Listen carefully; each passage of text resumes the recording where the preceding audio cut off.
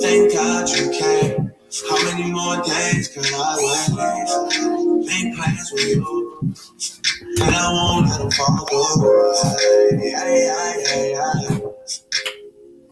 I think I lie for you. I think I die for you. Jealousy cry for you. Do things when you want me to. Like control, yeah, like control. Don't work like that when you love somebody. My old flex is my new flex now, and we're working on it. That's why I need all the energy that you bring to me.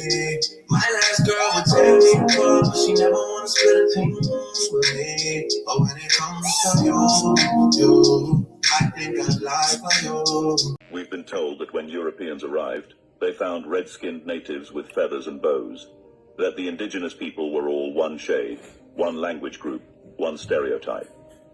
But the explorers themselves told a very different story.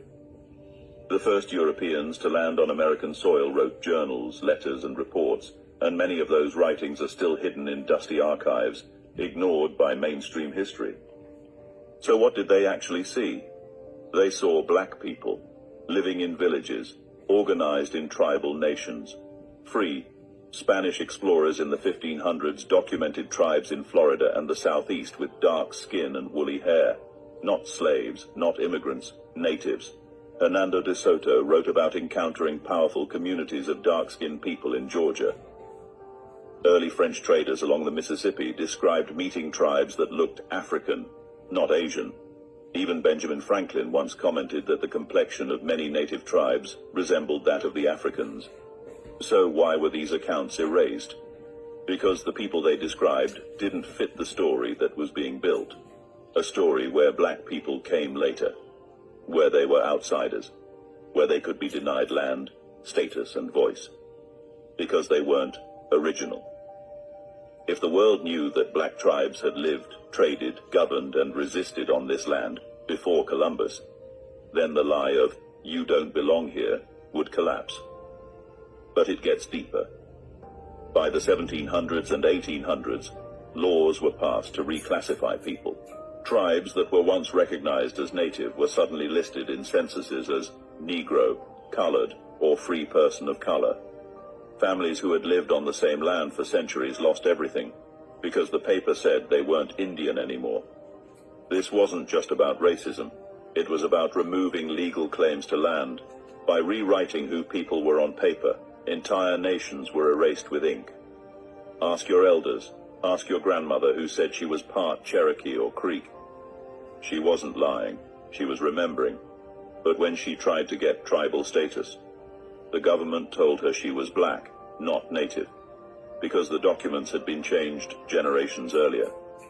This is how history was stolen, not with guns, but with pens. The colonists saw the truth. They wrote it down, and then the system buried it. But those writings still exist. In journals, in archives, in the dusty corners of old libraries, waiting to be read again. Because once you understand that the first Americans weren't just brown, but black, in skin, in features, in culture, everything changes. In the next part, we expose how museums, governments, and elite institutions made sure that truth never made it to your classroom. Because if you know who you are, you start asking for what's yours. You'd think if there were real evidence, bones, artifacts, skulls, tools, that proved ancient black people lived in America before Columbus, we'd all know about it. But we don't, because that evidence wasn't preserved. It was... For Native Americans... See today, they're recent, created by conquest, not origin. Before the U.S. flag ever touched this land, this was already divided into empires, nations, and tribal territories, thousands of them. And if you were born in one of these states, you might actually be standing on the bones of your own kingdom. Louisiana, you may descend from the Washita de Dugdamundia Empire. Also the Tunica, Huma, Choctaw, and Yamasee. This was royal land, straight up empire. Stolen during the Louisiana Purchase. Georgia, you're likely Yamasee, Creek, Muskogee, Oglala. These were sovereign nations, not tribes before the Trail of Tears and Indian removal. Florida, you're looking at Seminole, which included Black Maroons and Yamasee.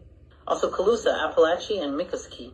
Many had African and indigenous roots. Don't let them lie to you. Mississippi, Alabama, home of the Choctaw, Chickasaw, Natchez, and the Mound Builders. That's sacred ground. You ain't just Southern, you're indigenous royalty.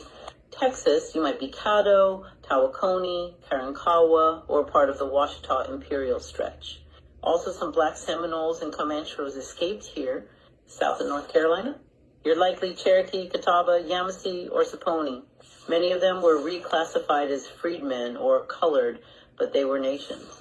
New York, you could be Lenape, Iroquois, or Mohawk, the original lawgivers of Turtle Island. Some early Moors merged with these nations during colonial resistance.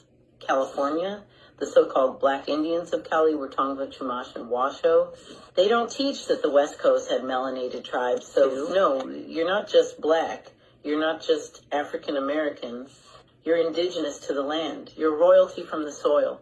But they reclassified you, called you freedmen, colored Negro, just so they could steal your inheritance. Want to know where you're from? Don't just look at Africa. Look at the land you stand on. That's your root. That's your tribe. That's your empire. Let me be clear. This video is not about gun violence. This is about protecting your... So this is from Yarimo Karama Facebook page, and she said it. I'm almost 80 years old. I grew up with the elders born in the 1800s telling me the same thing, that we are native of this country.